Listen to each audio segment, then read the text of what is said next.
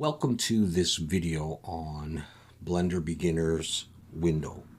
And if you are a beginner in Blender and you missed the previous video where I modeled this window, then I will leave a link in the description and you can go check it out. And in that video I talk a little bit about the Blender interface and the tools and techniques needed to create this window. And as you can see here, I've got a bit of a window frame, the parts of the window, and this cross piece. There's a piece of what would be glass in behind here, and I've got a handle. All right, we've got modifiers on here. I've got a bevel on here, I've got a bevel on here, etc. And if you don't know anything about that at all, then go back and check my first video and see if that brings you up to speed. And what I'm going to do now in this video is just continue to work with this, use a couple more tools and techniques to create a sliding window. We're going to have two of these windows, and one is going to slide up. We're going to put a window frame, and then we're going to put this in a little bit of an indentation or hole, actually, in a wall. All right, so again, we're looking at doing this from a very simple perspective. I'm going to try to explain what I'm doing as best I can. And if you are more advanced than this, and I would certainly understand that, then hopefully there might be something on my channel that would interest you in terms of making some sci-fi props or some apocalyptic rooms or flashlights, lanterns, all that kind of stuff that I might have. But what we're doing now is we're looking at people that are just getting into Blender and want to do some simple modeling. And I would think that this is relatively simple, but there's a lot of techniques. So let's get going on this. The first thing that I should mention is if I press A, I can select everything. And if we look over here in my hierarchy, you'll see the word collection here. If I open this up, you'll see all the parts inside this window. So this is in a group or a collection of items, which is a nice way to store it, like putting it in a folder. I can double click here and change this, and I'm going to call this window 1. So I've now changed it. And if I want to select all of the pieces, I don't have to go through and individually select them. Of course, I could just, with my mouse, left click and draw a box around this, and I've got it all. Or I can come over here and I can highlight this, right click, and choose select objects. And now I can do whatever it is that I want to do. So it's in a collection. And that's important for a couple of reasons. Then another thing I want to show you before we actually get modeling is, you'll notice my 3D cursor, this red and white circle, is right at the bottom in the middle of this window. And if I come over here and I turn on the statistics, if you're concerned about how many edges, faces, or vertices that you have, and if you're into the game making, you probably are, one thing that we can do if we're making a scene, let's say I had 100 windows on a building. Although this is not that many polys right here, if you had 100 of them, then, things start going up. With the collection, you can do the following. Shift A, scroll all the way down to the bottom where it says Collection Instance, and then choose the collection. Click it. Another window has been brought in right at that spot, and if I just take this and I pull it to the side, you'll see it has all of the parts of this first one. I can't go into edit mode on this one, however, but I can on this. So if I come in here, if I make a change to this one, you'll see it highlights there. If I was to pull this, it affects the instance. Now, you'll also notice that the polys, in general, we call it the polys, did not go up by using an instance. So if I take this and if I shift D to duplicate, make another one, and they're showing up under here, all right, I can hide that one and that one. Again, the polys didn't go up. If I take this, I can do this any number of times, and the polys are not increasing. So you could build your building or whatever you want here that goes across, and the polys don't go up. And of course, we can edit this one, and it will affect all of these ones. So that's just something to make note of. I'm going to delete those, and I'm going to shut off the statistics. All right, so at any rate, here's what we want to do. I'm going to press A to select everything. and I'm going to use my middle mouse button to sort of scroll around here. I want to make a duplicate, a copy of this one. So I'm going to press Shift D and click. It's right on top of the other one. I'm going to pull it in the Y direction in behind a little bit like this. And before I deselect it, I'm going to put it in its own collection. I'm going to press M, move to collection, new collection, and I'm going to call this window 2. So now if I deselect, I'm just going to close that. If I deselect, I can just come over here, right click, select objects, because what I want to do, I'm going to look from the front, is I want to move this up from in behind. And I'm not sure where I want to put it. I might let's start it around the middle of the other one so that there's a window in behind, but I don't want to have this piece on this other window. So I'm going to select that, X, delete. So I have just this. So what I'm getting at is I could come back to window 1, select it, and imagine if there's a frame around it. I mean, it's a hot summer day, and you could pull that up to open the window. Now, I'm not sure of the exact positioning of this one yet, so I'm just going to leave it there for now and see if that makes sense. All right, so I want to put a frame around here. And so the way that I'm going to do this is I'm going to, with my 3D cursor right there, and if your 3D cursor ever is not out there, let's say you put it out there by accident, you can always go Shift-C, and that'll bring it back to the origin there, the middle of the X and the Z axis while we're looking in front orthographic view. And of course, to get to front orthographic view, we just press 1. So we're looking straight on. So with my 3D cursor there, I'm going to press Shift-A. That brings up the Add menu. I'm going to choose Mesh Plane. And there's my plane down there. You can see it in orange. I'm going to go into edit mode right away by pressing Tab. And you can see that it's all selected. Press 1 to look from front view again. I'm going to rotate this around the X. RX 90. So now it's facing us. And I want to scale this out in the X a little bit wider than the window to decide how big I want my frame. So I'm going to start by pressing SX and pull. And you can see that it's getting wider. Now, a nice feature that you can use is to look in wireframe mode. I'm going to press Z. That'll bring up this pie chart. And I'm going to choose wireframe. And now I can see through. And I can still edit what I've got. So, for example, I'm going to press 2 to go into edge selection and click this bottom edge. And select that. And I'm going to pull it up an approximate distance that I would want my frame to be. I'll show you what I'm going to do here. I'm going to select this top edge and I'm going to pull it up above the top window, and I'm trying to get this kind of even on all sides. So that's not bad. If I press A, I can select it all and we can still see the window through this. Now it may not be perfectly equal, it doesn't really matter. Now I want to make this into like a piece of wood. In the previous video, we made separate pieces of wood for the I'll call it the window frame, and this is the main frame here. I'm going to do this a little differently. I'm going to make one piece, as you'll see, that will stand in for the wood frame. And with the entire plane selected, I'm going to press I. That's for inset. I clicked I, you can see it in my screencast key. And now there's a line, a dotted line in the cross, and I'm going to pull in, and you can see what's happening. And I'm going to pull this in to pretty much hug. You can hold Shift to move slower, to hug the window. Now let me actually come out and do that again. Let's see if I just press I to inset, hold Shift, pull it in until it just about touches the window like that. And this is what we have. I'm going to deselect now and go back Z, go back into solid view. All right, and you can see what I've got. Now I'm still in edit mode. If I go tab, I'm now in object mode and it just looks like a rectangle. If I go back into edit mode, you can see that. I'm in edge selection. I'm going to switch over to face selection. I'm going to select this face right there and delete it to make a hole. X. That brings up the delete menu. Scroll down to faces, or you can just press F.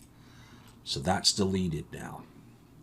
So we now have this, I just pressed A to select it all, that we can use to make the outer frame. So let's do that. We're going to extrude now. I'm going to be pressing E, left clicking, and then pulling back in the Y direction, either gesturing back or using the arrow. So I'll use the arrow for this. So let's do this. E, left click, and then pull back to make sort of a big piece of wood. Now, let's see what we need to do to position this. I'm going to press A to select it all, and I'm going to pull it forward so the window's sort of inside the frame. I'm going to deselect and go back into object mode and just have a look at that and see if that looks like roughly what I want to do. And I think it probably does. We may have a bit of a gap down there. We can always fix that. So let's do the following. In the last video, we deleted faces that we won't need because they won't be seen. And this frame will be pushed inside a wall, and so we're definitely not going to see the back. So let's get rid of that. Let's go into edit mode and press 3 for face selection and select this part, hold shift, this part, and this part. So I held shift the whole time, selected those faces, and click X and choose faces. So we got rid of faces that we don't need. All right, now I have a feeling this may be flipped. In other words, the polys are actually facing the wrong way. I'm not certain of that. So I'm going to come up here to the overlays and choose face orientation, and you can see that it is red. So it's not facing the right way. It should be blue. So A to select it all, and then Alt N. And you might want to write down some of the shortcuts as we do this. These are common ones you're going to use all the time. We're going to choose recalculate outside. And now it's all blue. So deselect, change this back, and we have that. So we have a bit of a frame, and we deleted some stuff. Now let's deal with whether or not this fits properly in here. So I'm going to press 1 to look from front view, front orthographic, and there is a bit of a gap. Now, of course, we could select this window, right click, select window, and I've got the frame selected as well. Let's put that in its own collection. Let's select this. You can have just one thing. Select this, go M, new collection, and let's call this frame. And there it is. Okay, so I can just deal with that. Now I can just select window 1, and I could just pull it down, of course, and say, okay, it's going to start there. That's probably fine. Okay, so we got that going on. Now, this frame was brought in as a plane, and while there is a bit of a white line, that's really caused by the cavity shader here. Otherwise, it's very hard to see. Whereas these pieces have a bevel modifier on here. And so I'm going to put that bevel modifier on the frame. It'll make it look a little bit better as well. The one cool thing is you can either add modifier from the wrench icon. And again, if you're using a newer version of Blender than me, and you probably are, your modifiers are put into categories and you just have to search around for where bevel is. You can do it this way. Or if you have a bevel that you already like, right here, I'll just open that up. It had segments of 2 and it was 0.01. If you have one you already like, you can select your first object and then shift and click on the object that has the bevel you like or has the modifier you like, and then go Control L for link them together and choose copy modifiers. That will copy the modifiers from the second thing onto the first. Now, the bevel is now on the frame itself. Of course, be careful. If this piece had more than just the bevel, if it had a mirror on, for example, both the bevel and the mirror would go onto the frame. So it's not always the way to do it, but it's up to you. So we have a bevel on our frame, and we are able to move our window. Let's just select that again, and let's just pull it up in the Z direction a little bit, like you're opening the window in the summertime. All right. Well, let's do a similar thing to create a bit of a piece of the wall, and then we'll make a little window sill, and then we'll try putting some colors on here as well, so it looks kind of cool. Just don't forget to save once in a while. All right, so I'm going to bring in another plane, Shift-A, Mesh Plane, go into Edit Mode, Rotate X90, and I'm just going to press S globally to scale it in all dimensions, because we're making a piece of wall. So I'm going to do that. Maybe I'm going to pull it up. Maybe I'll make it a bit bigger. And maybe I'll make it a little bit narrower, SX. Let's just pretend that's our piece of wall. I'm going to pull it out in front. So now we can't see what's in behind here. We want this to be a wall with a hole in it so the window can be recessed in and the frame can also go back in a little bit. So let's go into wireframe mode by pressing Z. And in the pie chart, choosing wireframe so we can see through. And we want our opening to be pretty much the size of the outer frame on this. So we need to create a hole. And the way we're going to do that is we're going to throw in some edge loops and define a region that is a rectangular hole. And so in edit mode of this new plane and in wireframe mode so we can see through it, I'm going to hover my mouse over one of these edges, this horizontal edge or this horizontal edge, and I'm going to press Control R. And you can see my shortcut key, Control R. That is the shortcut for creating a new edge or an edge loop. All right, I can click, and after I've clicked once, I can move this around. If I click again, it's done. Although I can use the arrows to move it, I can't use it with the mouse. I'm going to get rid of that edge and do that again. I'm going to choose X. Instead of edges, I'm going to choose dissolve edges, because this edge, if I put it out there again, is actually part of the geometry now. Here, I'll go into solid view. It's actually in there and it's attached up here and down here. And so if I take this edge and just go edges, it deletes a whole bunch of stuff. So you don't really have to worry about that. I'm just going to dissolve that edge. Come back, go into wireframe, and I don't have to have it selected to put in an edge loop. So there are a couple of ways to do this. We can put one edge loop in and use the bevel in order to split it, and that way we can get it nice and equal, and I'll show you what I mean by that. So because my 3D cursor is right in the middle, at least on the Z axis, in the middle of this plane, this wall piece, I can go Control R, click to set it, right click. So I clicked it left to sort of put it in there, and I right clicked in order to finalize the operation. You'll just get used to that, like riding a bike. So there's my line. Now what I want to do is I want to split it into a left and a right piece. And I'm going to use bevel to do that. I'm going to press Control B, pull, and you can see it separating out. Now, if I roll my mouse up, I get a number of segments in there. I don't want that. I'm going to roll back till I can't roll anymore. And I'm going to keep pulling to the left. And you can hold Shift, by the way, to go a bit. See, I went a bit quick. Hold Shift. Sometimes you got to get it to around there. And then hold Shift. Pull it to about there. Now we can adjust these edges, so if you go a little bit far, a little bit short, that's okay. Pull it to about there, and then left click, deselect, which is Alt-A, and there. Now, that, I just hit 3 for face selection, is a separate piece now. We've put in some edge loops, and we've defined the sort of outer boundaries on the left and right for our hole. Now, I'm not sure if this is perfectly in the center of my plane. We can try this in the horizontal direction. In other words, hover over a vertical edge, because I want to put in vertical. I want to put edge loops that are going up and down. I'll show you what I mean. Control R, click, Control B, and pull. And let's just look. Let's see. Even if it doesn't work, we can stretch these out.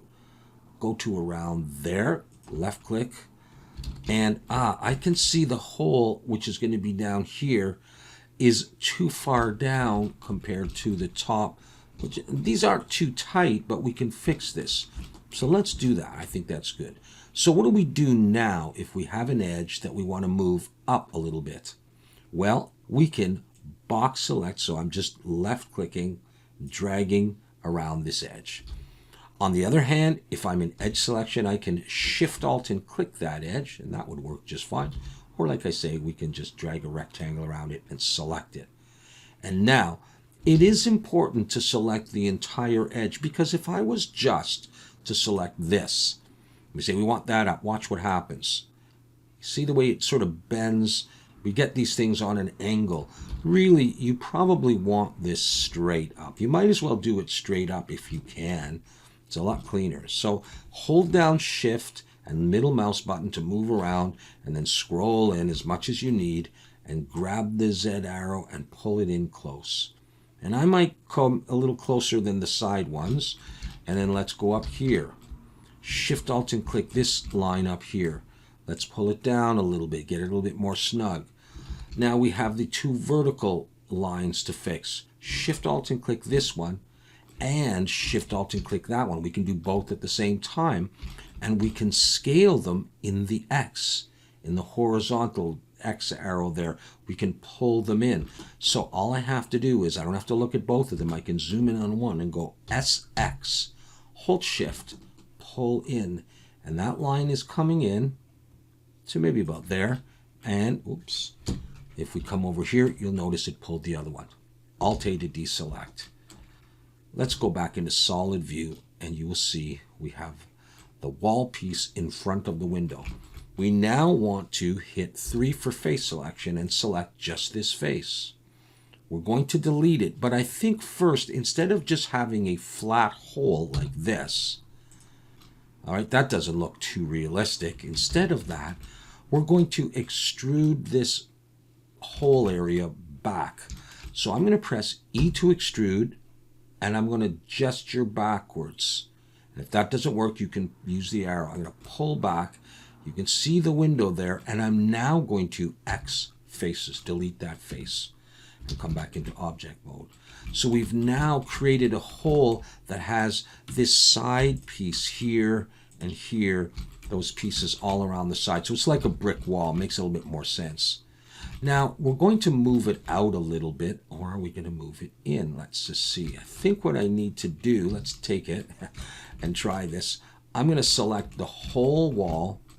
Let's choose GY and see what it's like. GY, pull it back so that the frame sticks out of the hole a little bit. And we have this. Now, is this plane facing the right way? Let's go over here. Face orientation. Ah, it's blue. Good. Thank goodness. So we now have a wall piece with our outer frame and our window sliding up on top of the other one. We have a bevel on this. We don't need a bevel on this piece, but let's make sure that this wall is either in its own collection or is in a collection we like the frame one. But I think I'm going to do its own collection. I'm going to click M, new collection, call this wall. And at this point, you can arrange these, select it, and just drag it up. Just make sure you don't drop it into another collection. So I'm going to have frame there, and alphabetically, wall will come next, and then window 1, window 2, save it, and we have this. So far, so good. All right, let's throw some colors on here so it starts to look a little bit more realistic. But actually, just before we do that, let's create a window sill under here. So I can bring in another plane, but what I often like to do is use a piece of geometry that's in the right position that I just have to modify a bit to create what I need. So, you know, a window frame or a window sill, sorry, is just like sort of this rectangular piece out here. Maybe you put a plant on it or your keys or whatever. This piece here looks like it's a really nice piece. If I could just go into edit mode, 3 for face selection, because I want to select this face, I could imagine building it out of this, and it's already centered. I may want to stretch it wider, but let's use that. So let's select that face, Shift D to duplicate, pull it out, and you can pull it far away from the model to start working on it. But it's still attached to the frame, so I'm going to break it out like we did in the last video. I'm going to press P, separate by selection, go back into object mode, and now this is a separate piece from the frame. But it's like, thank you very much for letting me use that. All right, let's go into edit mode of this, and don't worry that it's in its own collection here in the frame collection. Let's see. Now it's kind of hard to see when you look straight on, so let's just look from here. I'm going to SX. I'm going to make it wider than the frame, and I'm going to start pulling it back to get a sense of what it's like. Maybe I'll have it under the frame. We could try that, like that. I think I want to go a little bit wider. Let's try that, and then let's extrude down to give it some thickness. E to extrude, gesture down, or click this and pull down. Let's say we do that. It's looking kind of weirdly gray. It's not the same gray as this. I think it's flipped. I'm going to just select it all, Alt-N, recalculate outside. And even if it wasn't flipped, if it was normal, if I do that Alt-A thing, it doesn't cause any problems. It's just like, well, we don't need to do that. But I just sort of intuitively do that periodically. Now, I want this more against the wall, so I'm going to select it all and just slide it onto the wall, even pushing it in. And now I'm thinking to myself, you know what? I don't really need the back face, do I? That face is not going to be seen, and it's pushed into the wall, so let's just select that, X faces, and get rid of it. And you have a little windowsill. And if you want to make it a little bit more fancy, you could take this, duplicate it, and I like to do that in edit mode. It may require another step because you'll see I'm going to Shift D to duplicate it and pull it down, and now I have to break it out. P, separate by selection. I don't mind that extra step rather than just taking it and in object mode Shift D and duplicating it and just doing it. I'm just used to this. But what I want to do here is I want to select this and I want to scale it less wide. SX. Pull it in like this. I'm going to push it up to there. Well, it's the same exact, what's that, thickness, width, not width, depth. And I don't want that, so I'm going to select this face. I'm just going to pull it under a little bit, and it's starting, okay, starting to look a little bit better. And if you want to make it fancy, we could go to edge selection and select just this edge and just pull it back a little bit and give yourself a bit of an angle. I'm not sure if it's flipped. I'm going to Alt-N, recalculate outside. No, I didn't see any color change, so it doesn't look like it was.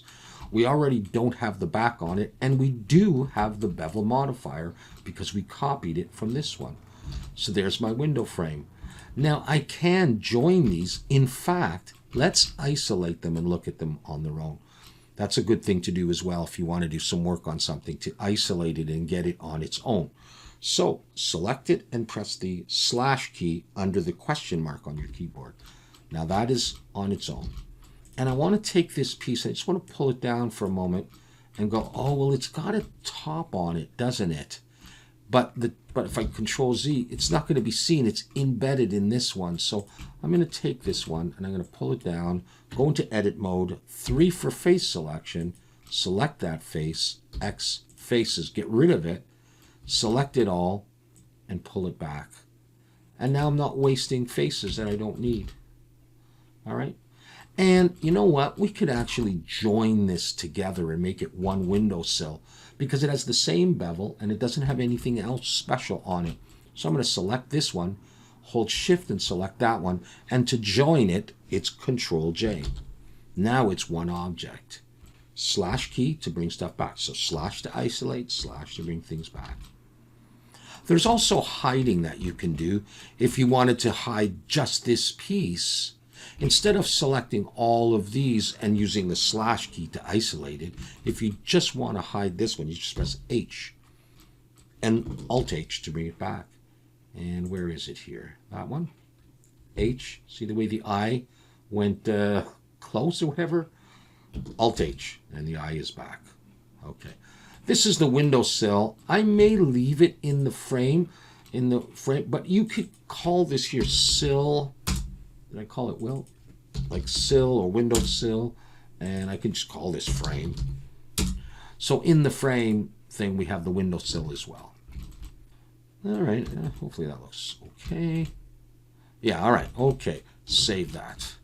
So what we want to do now is finish this off by putting some colors. Now this is not a mandatory thing to do, and this is not really the way you would do it if you want to take a render of this. And we can talk about that later on. So just to put colors to make it look cool in the viewport display, I'm going to come over here, and I'm on matte cap right now. This is studio. I'm going to switch to matte cap and choose this one. Now, I'm not sure if you will have this matte cap, which is like a material that has a particular lighting to it. You could choose whichever one you want. I like this one because it's nice and bright. But I mean, you could choose any other one. The problem is, if you choose, and some of these I've bought, so you definitely won't have them. But if you choose a dark one of these, it's going to be a lot harder to see the colors. So I like to choose this one. I just think it looks good for this. All right, so we came over here and we switched from studio to matte cap and chose a nice bright one. And then we're going to switch in this color section to object. That will brighten it up a little bit more. But with that done, we can now select an object. Come over here to this square. It's like a square inside a square. It's called object properties. Click on that. And don't worry about any of this stuff. Come down to viewport display. This is the viewport, and we want to see how it looks in this display area. Open this up, scroll down, and see color. Click on that, and then I'm going to have maybe a gray kind of wall. So I'm just going to drag this down, and notice the color in the viewport is changing. I'll go for like a mid-gray for now. So now we can really see the wall versus the window itself.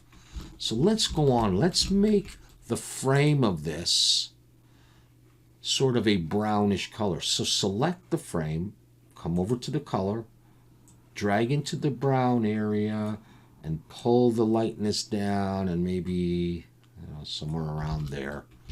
Okay. I would like the window sill to be the same color as the frame. So I'm going to click here. I'm going to click on the hex color here, select this box, and go Control-C, Enter. So I've copied that hex code. I'm going to come to the windowsill, click on the color, make sure I'm on hex, come into this box, and Control-V, and paste. And so that's the same color. So that's looking kind of cool. All right. Now, the thing about this method is you have to have the pieces separate. In other words, anything joined, it just so happens that all of this stuff is pretty much separate. I could actually join these pieces, including these ones, if I want to have the same color. But if I want to have a different color on a certain piece, it has to be a separate piece for this method to work. And you'll see what I'm getting at, I think, in a bit. So let me just come back to here and look at the modifiers. I don't have a mirror. I wondered if I had a mirror modifier on here or on here, and I don't. I just have a bevel, and I believe I've used all the same values. You don't want to join something if the value of this bevel, let's say, is 3 segments, and the value is on this one is 2, because when you join them together, you have just one object with one bevel modifier. It doesn't know which one to use. But if you have all of the same modifiers, or just one modifier, all with the same values, you can shift and click, and Control-J, and they're all joined. I will tell you that when they're all joined and you go into edit mode, what I often like to do is press M and merge by distance. Sometimes when you bring different pieces of models together, you may have extra vertices that you don't need, and this way you can select them and get rid of them if it's a problem. It wasn't a problem, and we're not going to worry about it too much right now. So this is all one object right now, which means if I come over here and I put a color on here, and I'm going to come to the, I don't know, I might just use a sort of an orangey color for now because it's sort of a cartoon wood, and it sticks out from here. And so, okay, we're all right. So let's come to, I can't really see window 2 very well. Maybe I can just close the eye on that and come over here to this window, and I should be able to just select all these pieces again and go Control-J. And now I'm going to Alt-H or unhide that. I think I need to copy this color. So I'm going to come here, Control C, select the frame, and Control V. All right. Cool. Now we need to do the glass and this piece. And I think for this piece, I'm just going to make it a little bit blue like metals do. And I'm just going to leave it like that. Let's just save once in a while. So let's do the glass. Now we can't really do the glass in this viewport, but we can do something that kind of looks like glass. So I'm going to separate this glass, but I want to show you something. Let's make sure there's no modifiers on this. If I just temporarily join this white plane, this glass, to this, I'm going to Shift Select and Control J. It gets the same color. I cannot put a separate color on the glass. Even if I go into edit mode and just select it, I can't do it that way. I have to have this as a separate object for this to work. It's not a problem in this simple model, but often you will have models where you join things together. And if you want to use this method, which is, again, is not rendering, we're going to take a screenshot in a minute. If you just want to see it in the viewport, you have to have them separate. So, for example, I usually would attach this handle to the window, but it'll all have the same, or the window frame itself, it'll all have the same color. So what I'm going to do is I'm going to select here, and I'm going to come over here, and I'm going to switch this to maybe a little bit greenish. I don't know how realistic that is. And to make it look a bit more like a window, over here, this A, which stands for alpha, how visible it is or how transparent. I'm going to click, left click, and drag, and we're starting to be able to see through it. And I'm just going to bring that down to maybe about 0.35 or so. So it's somewhat transparent. It kind of looks like a window. Now, I'm going to click here again, take the hex value, Control C, come over to this one, and paste it. But it doesn't paste the alpha, so I will have to type that in myself. There we go. And that is what we have. Now, I'm starting to think I want to make this something different. I don't know. Now we will stick with that. Okay, let's shut this stuff off. And now we can see just our window. All right. And if I right-click and select object, you can't see that it's selected, but it is because I turned this stuff off. Z is in the upwards and downwards direction. If I press GZ, I should have the whole window. So there it's closed, and then it's like, it's hot. Let's open the window. And there it's open, like that. I'm going to turn off my screencast keys now, just to show you something. And I'm going to press Control Spacebar. That maximizes this view. Or you can click this back to previous, or Control Spacebar, Control Spacebar. So Control Spacebar. Just to maximize it. What I often like to do is, get my model like this, and then take a screenshot. So just press Print Screen, and then come over to GIMP or something like that, and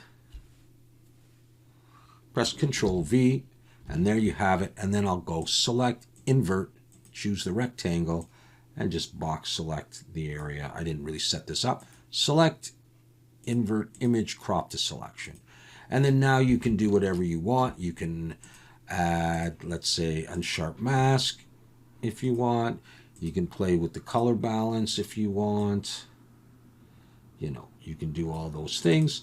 And then you can save yourself the screenshot, and you've got your model. All right, so I hope that was reasonable enough for you to follow along with, and we will go on, I think, in future videos, have a couple of other styles of window that I would like to show you from a relative beginner's point of view. All right, so if you have any questions, feel free to ask them in the comments section. I hope you will give this video a like and subscribe to the channel, and come on by the Zero Bio Discord, and come on back here again for another video sometime soon. Take care.